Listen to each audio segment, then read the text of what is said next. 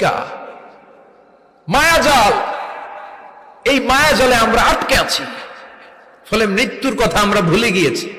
পাগলের মতো ছুটছি, আরো টাকা লাগবে, আরো খ্যাতি লাগবে, আরো যশ লাগবে, আরো দাপট লাগবে। আমার এত টাকা দিয়ে কি হবে? এত সম্পদ দিয়ে কি হবে? এত ব্যস্ততা দিয়ে কি হবে তোমার? স্টপ, থামুন, অনেক হয়েছে। আন্না, থামুন। Take a rest, take a breath, and think about death. Think that you have to go back to your Lord.